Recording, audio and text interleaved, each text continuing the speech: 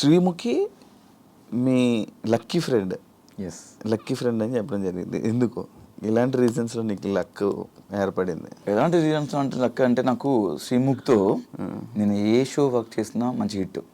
అంటే మా ఇద్దరు కాంబినేషన్లో మేము ఏ షో చేసినా ఏదైనా ఈవెంట్ చేసినా అండ్ నేను తనతో మాట్లాడినప్పుడు ఏదైనా డిసిషన్స్ తీసుకున్నప్పుడు శ్రీముఖి చెప్తే 100% వర్కౌట్ అయ్యేది నాకు.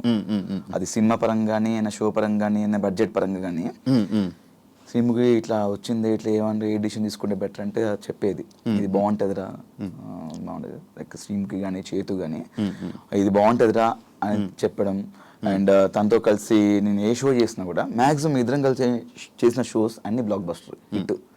ఆ పరంగా నాకు కోస్టార్లో లక్కీ ఫ్రెండ్ అన్నట్టు నేను అంటే నేను అనుకుంటుంటాను. ఆ విధంగా నేను లక్ అని ఫీల్ అయ్యాను. మంచి టికెట్ ఫినాల్ కూడా తన చేతిలో మీద నేను అసలు ఎక్స్పెక్ట్ చేయలేదు. అంటే మామూలుగా అనుకుంటున్నాం, నీకు ఫస్ట్ అగ్గరలే కదా రాగానే తన వదిలేసి అందరికి అగ్గిచ్చింది. ఏంటి చాలా ఎక్స్ట్రాల్ చేస్తుంది ఇది అని చెప్పేసి అనుకున్నాను లోపల రాగానే. తర్వాత అందరూ అయిపోయిన తర్వాత వచ్చి అగ్గిచ్చింది. టెలికాస్ట్ నేను చూడలేదు, వెంటనే ఇంకా గెలిచా టికెట్ ఫినాల్. అంటే లైక్ చెప్పాను కదా, దాని ముందు 2 ఆడాను, 2 గెలిచాను. రెండింటిలో టాప్ నేనే, ఫస్ట్ పొజిషన్. అండ్ దాని తర్వాత తను వచ్చింది, తను 2 పెట్టింది. రెండింటిలో ఒక దాంట్లో సెకండ్ పొజిషన్ వచ్చాను. అండ్ ఇంకో దాంట్లో లాస్ట్ సెకండ్ వన్ ఫినాలే గెలిచేసాను, టికెట్ ఫినాలే. గౌతమ్ ఇప్పుడున్న టాప్ 2 ఏదైతే రన్నర్లో ఉన్నాడో అది డిజర్వ్ అంటే బేసిక్గా వైల్డ్ కార్డ్కి వచ్చి అంతవరకు రావడం అనేది నా దృష్టిలో విన్నర్ అన్నట్టే. ఎందుకంటే ఒక వైల్డ్ కార్డ్ 6th వీక్లో వచ్చి మాతో మేమందరం కలిసి వచ్చాము. మనడు గట్టిగా టగ్ ఆఫ్ వార్ ఆడుతూ, గేమ్లు ఆడుతూ టాస్క్లు ఆడుతూ, గట్టిగా ఫైట్ చేస్తూ, నామినేషన్స్లో ఫైట్ చేస్తూ అక్క వరకు వెళ్ళడం అనేది చాలా గ్రేట్ వైల్డ్ కార్డ్లో. నాకు సెకండ్ పొజిషన్ అనేది నాకు దృష్టిలో వైల్డ్ కార్డ్గా ఒక విన్నర్ అండి శివ నా దృష్టిలో. రామ్ చరణ్ గారు నీ ఎక్స్పీరియన్స్ ఏంటి బ్రో? అది సూపర్ ఎక్స్పీరియన్స్ యాక్చువల్లీ. అక్కడ కూడా మీరు చూసినట్టయితే టెలికాస్ట్ చూసారేమో, నేను చూడలే యాక్చువల్లీ. అక్కడ జరిగింది ఏంటంటే ఉన్న 22 మంది 20 మంది ఇద్దరు స్టేజ్ పై ఉన్నారు.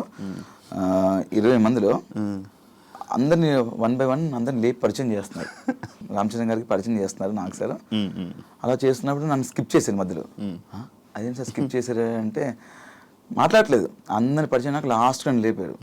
సార్ నేను ఉన్నాను సార్, నాకు అందరితో పరిచయం చేస్తే ఏముంటుంది అవినాష్, నువ్వు సెపరేట్ కదా అన్నారు. దాని తర్వాత ఇంకా నేను ఎత్తుకోవడమే చరణ్ స్వామి అని స్టార్ట్ చేశాను.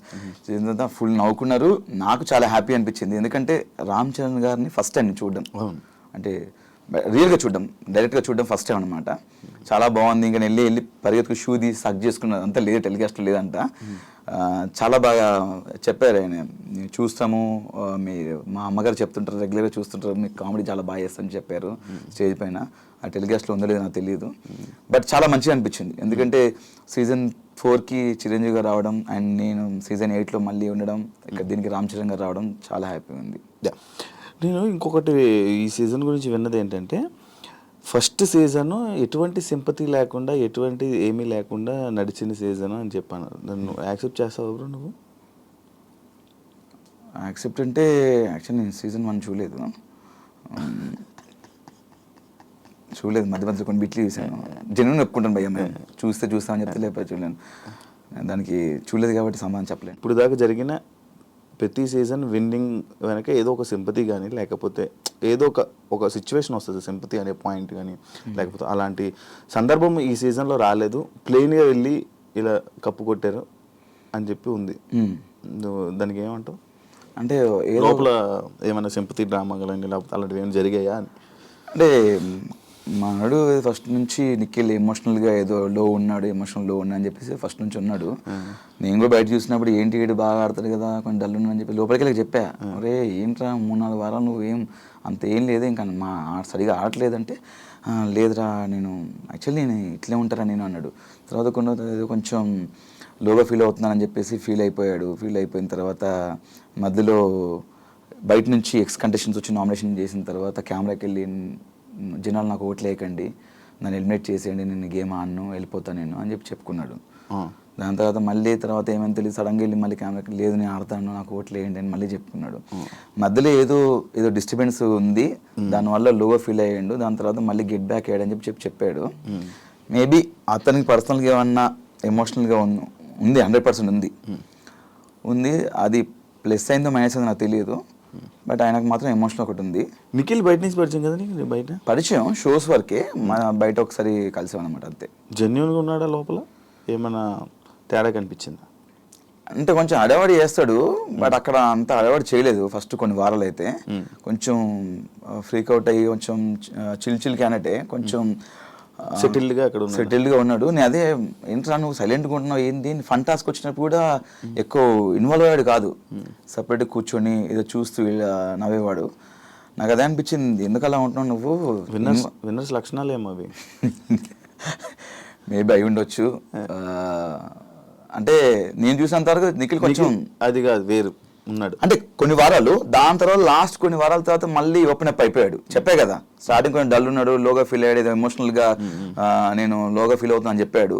దాంతో నేను వాడు అట్లా ఫీల్ అయినప్పుడు కూడా నేను వెళ్ళి చెప్పాను అలా ఉండకరా, చిన్నకుండా పడుకోవడం జరిగింది ఒక 2 సార్లు. నేను వెళ్ళి తిన్నురా నీ పక్క తీసుకొస్తా కావాలంటే ఫుడ్ అని 3 o'clock 4 o'clock అలా ఉన్నవాడు. దాని తర్వాత ఈ ఫ్యామిలీ వీక్ ఏదైతే ఉందో బయట నుంచి కొంతమంది సెలబ్రిటీస్ రావడంతో దాని తర్వాత మారిపోయాడు మొత్తం మళ్ళీ. ఒకటి ఉంది బ్రో, కన్నడ తెలుగు.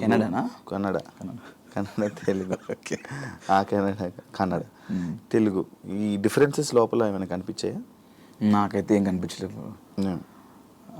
అంత డిఫరెన్స్ చూసేందుకు నాకు టైం లేదు. ఫస్ట్ ఆఫ్ ఆల్ లోపల గేమ్ ఆడుకుంటూ వెళ్ళిపోతున్నాను. ఆ డిఫరెన్స్ నాకు లోపలైతే ఏం కనిపించలేదు. అందరం కలిసే ఉన్నాం, అందరం ఫన్ చేద్దాం. ఈ ఫినాలేలో ఏదో ఒక టాపిక్ ఏదో జరిగిందంట, అది లైక్ మా కన్నడ వాడు గెలిచారు అని చెప్పి టీంలో మెంబర్ జరిగిందంట. నన్ను అడిగారు బట్ నేను చూడలేదు. ఒకళ్ళు చూస్తే దాని గురించి చెప్పొచ్చు కానీ నా వరకు రాలేదు కాబట్టి మనం దాని గురించి రెస్పాండ్ అవ్వడం వేస్ట్ అంటున్నాను. హౌస్లో అందరు కంటెస్టెంట్లు కొంచెం డల్గా ఉన్నారు. లైక్ ఓన్లీ నామినేషన్స్ వచ్చినప్పుడే రేజ్ అవ్వడం కానీ టాస్క్లు మిగతా అవును మిగతా అప్పుడు సైలెంట్గా ఇటు సైడ్కి వెళ్ళి వాకింగ్ చేసుకోవడాలు, అటు సైడ్కి వెళ్ళి వాళ్ళు ఉండాలి. నామినేషన్స్ అప్పుడు సడన్గా ఏదో ఫైర్ వచ్చినట్టు చేసేవాళ్ళు కొంతమంది. జరిగింది ఇది. అంటే నేను కూడా అనుకున్నాను అంటే కొంతమంది నామినేషన్స్ అప్పుడే మాట్లాడుతాను, మిగతా అంతా మాట్లాడలేదు. వాళ్ళందరూ టాప్ 5కి వచ్చేసారు, లాస్ట్ వరకు వచ్చేసారు. మనం అన్ని చేసాం, మనకి ఎందుకు రాలేదురా టాప్ 5లో బయటకు వచ్చేసాం మనం అని నాకు అనిపించింది. అదొకటే కాదు కదా, అంటే నామినేషన్ ప్రక్రియ ఒకటే కాదు కదా, చాలా ప్రక్రియలు టాస్క్ ఉంటుంది, అవి ఉంటాయి అన్ని ఉంటాయి. టాస్క్లు ఆడారు అంటే ఏమనంటే టాస్క్ ఒకటే కాదు పర్సనాలిటీ కూడా అంటున్నారు. పర్సనాలిటీ ఎవరు చూపించలే? పర్సనాలిటీ అంటే ఆ పర్సనాలిటీ కాదు, క్యారెక్టర్ అంటే పర్సనాలిటీ అంటే నాకు అది బేసిక్ అందరూ పర్సనాలిటీ అంటున్నారు. నాకు అర్థం కాలేదు పర్సనాలిటీ అంటే ఏంటి. ఫస్ట్ నేను అదే అనుకున్నాను, పర్సనాలిటీ అంటే బాడీ పర్సనాలిటీ అని అనుకున్నాను. అదే పర్సనాలిటీ అంటున్నారు, నాకు కూడా అర్థం కాలేదు. అంటే మనం ఉండే విధానం అంట పర్సనాలిటీ అంటే, ఉండే విధానము మనం బిహేవ్ చేసేది పర్సనాలిటీ అంట. అది కూడా గేమ్ కిందకి వస్తా అని చెప్పారు. అందుకే మనకు అవన్నీ తెలియదు పర్సనాలిటీ. మనం ఎలా ఉన్నాం అలా ఉన్నాం. మనకు ఎక్కడైనా అనిపిస్తే ఫన్ చేయడము, ఏమన్నా ఎవరి మీద కామెడీ చేయడము, లేకపోతే సరదాగా మాట్లాడుకోవడము. నాకేంటంటే నాకు తెలియక నేను అన్ని అడిగేశాను. మనం చాలా ఓపెన్ ఉంటాం కదా, బయట కూడా ఏంటో నీకు తెలుసు కదా, అలానే ఉన్నాం లోపల కూడా. కొంతమంది మరి నామినేషన్స్ అప్పుడు మాట్లాడడం, మిగతా అంత సైలెంట్గా ఉండడం అలా జరిగింది. సీజన్ 4కి 8కి డిఫరెన్స్ ఏంటి? 4 సంవత్సరాలు తేడా అని చెప్పక చెప్తావు. అలా చెప్పను. సీజన్ 4కి చేతు అలాంటివి. దానివల్ల నువ్వేమైనా నీ క్యారెక్టర్ లైక్ అక్కడ సీజన్ 4లో నీ ఎంటర్టైన్మెంట్ వేరు, అక్కడ మనుషులు బట్టో లేకపోతే ఏంటో నాకు తెలియదు. సీజన్ 8లో నీ ఎంటర్టైన్మెంట్ వేరు, కొంచెం తగ్గింది. సీజన్ 8లో కొంచెం తగ్గింది. అవును, 4తో పోలిస్తే. ఓకే, అంటే బేసిక్ ఏంటంటే అప్పుడు పెళ్ళి అవ్వలేదు కదా, మన అంటే ఇంకా అన్ని ఫన్ లేడీస్తో ఫన్ చేసేవాళ్ళము, చిన్న ఫ్లట్టింగ్ ఇక్కడ కూడా చేశాను. నేను చేయట్లేదు, ఇప్పుడు కూడా చేసా పెళ్ళైన తర్వాత కూడా. అంటే బేసిక్గా అక్కడ సీజన్ 4లో ఉన్నటువంటి కంటెస్టెంట్స్ బాగా కనెక్ట్ అయిపోయి మనం ఏమైనా చేయగానే మనకు రెస్పాండ్ అయ్యేవాళ్ళు. ఇక్కడ ఏంటంటే ఇక్కడ ఏమైనా అందామంటే భయం వేసేది, ఎవరితో ఫన్ చేద్దామంటే భయం వేసేది, ఎవరైనా రియాక్ట్ అవుతుందో తెలియదు. చూసావు కొంతమంది బుల్లింగ్ అన్నారు, కొంతమంది ఆమె కామెడీ చేద్దన్నారు.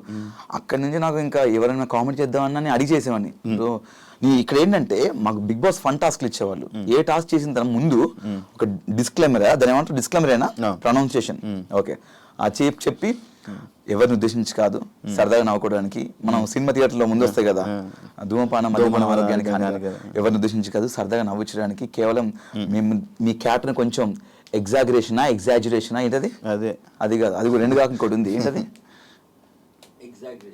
అది కూడా కాదంట, ఏదో ఎగ్జాగరేషన్, దాన్ని కొంచెం దానికి యాడ్ చేసి లేని యాడ్ చేసి చేయడం. అలా చేస్తామండి, ఎవరు హట్ అవ్వద్దు అని చెప్పేసి చేయడం జరిగింది. అయినా కూడా అట్టారు కొంతమంది, అట్లా చెప్పినా కూడా. కొంతమంది తీసుకున్నప్పుడు మనం కొన్ని చేద్దాం అనుకుంటాం, ఈ సిచ్యువేషన్లో ఇది వచ్చినప్పుడు ఏదైనా పంచ్ చేద్దాం అనుకుంటాం, ఏదైనా ఫన్ చేద్దాం అనుకుంటాం. కొంతమంది తీసుకున్నప్పుడు అక్కడ తగ్గింది అలాంటి ప్లేసెస్. అండ్ అది కాకుండా సీజన్ 4లో 7th వీక్ వరకు అవినాష్ ఓన్లీ కామెడీ చేశాడు, సీరియస్ యాంగిలే చూడలా. మనకు లేదు అది ఫస్ట్ ఆఫ్ ఆల్. ఈసారి స్టార్టింగ్ వెళ్ళంగానే వచ్చింది. స్టార్టింగ్ మనం లేనిది మనం క్రియేట్ చేసి లేనిది చేస్తే ఇంకా నాకు తిక్కరేగింది. బుల్లింగ్ అన్నారు, అదే అన్నారు, నాకు నచ్చలేదు అన్నారు. అరే నాకు నచ్చినప్పుడు ఒకటి మమ్మల్ని లోపల ఎందుకు పంపించారు, చేయని పంపించాను. నువ్వు వచ్చిన వాళ్ళు కూడా మనతో పాటు వచ్చిన వాళ్ళే, తీసుకున్న వాళ్ళు కూడా. అతను వచ్చిన వాళ్ళు మనతో పాటు వచ్చిన వాడే, నువ్వే తీసుకున్నప్పుడు అరే మనం చేసింది చేయమని ఫన్ చేయమని మమ్మల్ని పంపించారు, నువ్వు రాగానే నువ్వు తీసుకొని అది తీసుకొని నాకు తెలియదు ఫస్ట్ ఆఫ్ ఆల్ నచ్చదని. దాని మీద నువ్వు ఫైట్ చేసి అదే పాయింట్ మీద నువ్వు దాన్ని లాగుతున్నావు, ఇంకా దాన్ని హైలైట్ చేసి ఏదో నెగిటివ్ చేయాలి అని చెప్పేసి చిన్న చిన్న విషయాన్ని పెద్ద చేయడాన్ని నువ్వు చూస్తున్నావు. నేను ఎందుకు కోరుకుంటా? అంత గట్టిగా అరిచినప్పుడు నాకు అరవడం గొంతు ఉంది, నేను గట్టిగా అరుస్తే, ఇంకా నేను అరిస్తే డైరెక్ట్ కరీంనగర్ దాకానే పడుతుంది మళ్ళీ. అందుకే అరిచింది తప్ప అక్కడ ఏదో పర్టికులర్ నేను పృథ్వీతో గొడవ కావాలని రేస్ చేసిన పాయింట్ అనుకుంటే పృథ్వీ దీని గొడవ, లేకపోతే కావాలని రేస్ చేసింది ఆయన. ఫస్ట్ ఆఫ్ ఆల్ నేను చాలా నీట్గా మాడుతున్నాను, రారా అన్నాడు. నేను ఫస్ట్ ఆఫ్ ఆల్ రారా అన్న, నేను ఫస్ట్ నా ఇంటెన్షన్ ఏంటి ఏమంటానంటే ఎవరితో మాట్లాడి అన్న అన్న అని పిలుస్తా. అది చిన్నవాళ్ళు కానీ పెద్దవాళ్ళు కానీ అన్న చెప్పండి అన్న అన్న అన్నని. నా నేచర్ అలాంటిది, నాతో ఫ్రెండ్స్ ఉన్నవాళ్ళు కానీ అందరికి తెలుస్తుంది మామూలుగా. అన్న అని పిలుస్తా కానీ వాడు వీడని ఎప్పుడు పిలను.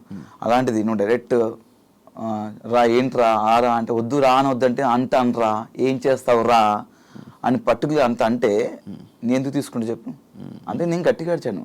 అయినా అక్కడ నువ్వు రా అంటే నేను రా అనలేదు, అది నా సంస్కారం కాదు. నేను చెప్పినా నాకు అంతమంది చెప్తున్నారు అలా అనొద్దు అనొద్దు అని చెప్పినా కూడా అంటున్నానంటే అది మరి ఇంకా పైత్యమా లేకపోతే ఏంటో నాకు తెలియదు. ముందా బాండింగ్ బయట లేదు కట్ట అంటే ఇప్పుడా, ముందు లేదు ఇప్పుడు కూడా లేదు నాకు. అంటే లైక్ అంత పెద్ద ఏం కనెక్ట్ అవ్వాలి పృథ్వీతో. కనెక్ట్ అవ్వాలంటే ఇంకా మళ్ళీ నార్మల్ టైంలో మంచిగా ఫన్ చేసేవాళ్ళు, మనడు బాగానే మాట్లాడేవాడు. బయటికి వెళ్ళినాక మనడు నాకు కాల్ చేయలేదు, నేను చేయలేదు. బయట కష్టపడి అదే లైక్